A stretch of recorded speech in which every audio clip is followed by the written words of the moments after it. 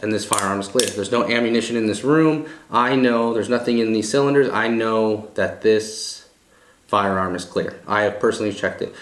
Hey guys, welcome back to the channel. Just one thing I wanted to address really quick.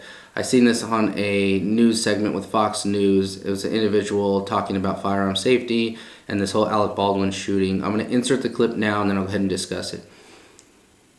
The first thing, Jesse, is always the safety rules. There's 4 rules of firearm safety that you follow with any gun. Treat every weapon as if it's loaded. Never point a gun at anything you're not willing to kill or destroy. Never put your finger on the trigger unless you're willing to kill or destroy. And always be aware of what's in front of, behind, and around your target. All 4 of those rules were violated on that movie set. And if you follow those rules, nobody's in danger and nobody gets hurt. And I don't know that Alec Baldwin is to blame, the producers, the AD that woman mentioned, the assistant director. There's probably a whole host of people, because this is a cascading set of issues that led to this happening. Clearly it wasn't just Alec having the gun in his hand. It was him not knowing that it was possibly loaded, him not treating it like it was loaded. And, you know, he bears a little bit of responsibility as a producer on set to make sure these things are being done. And clearly they weren't. Okay, so you can see the individual talking about the very important firearm safety rules. At the end of the segment, he starts talking about responsibility and partial responsibility for the tragedy, this negligent discharge that results in the loss of life and another individual seriously injured. This is where I'm going to disagree. I get that there was a communication breakdown, that he was handed a firearm that he was told was clear.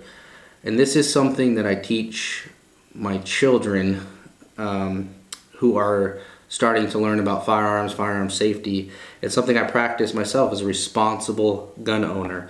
As soon as this firearm is placed into my hands, I am now responsible for everything this firearm is capable of doing.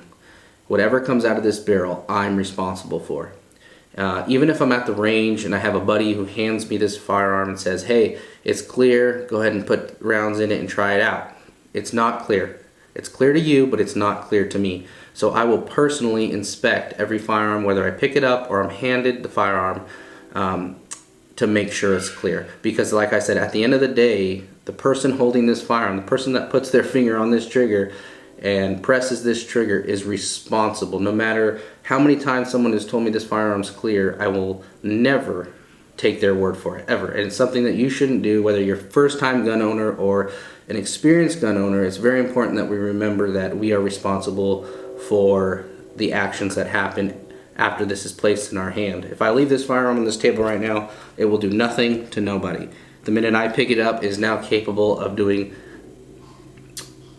having a lot of fun with, or defending my family with, providing food for my family, or having a terrible accident. So what we do as individuals and responsible gun owners is we follow those firearm safety rules. And that's what I wanted to address about this video clip, that the partial responsibility, even though there was communication breakdown and certain procedures weren't followed, at the end of the day, whoever's hand is on this, pointing it at an individual and pulling the trigger, you are solely responsible for that tragedy. And it's sad that it resulted in the loss of life and someone else really hurt. But whether you're inexperienced or experienced, like I said, it's important that we remember those firearm safety rules, and I'll leave those at the end of this video. Just a reminder, refresher to continue to practice those and be safe and have fun with your firearms. So that's it. That's all I wanted to address. Thanks for stopping by, guys. If there's anything else you want me to discuss or cover, just leave them in the comments below. I appreciate you stopping by. Be sure to like and subscribe, and I'll see you on the next one. Peace.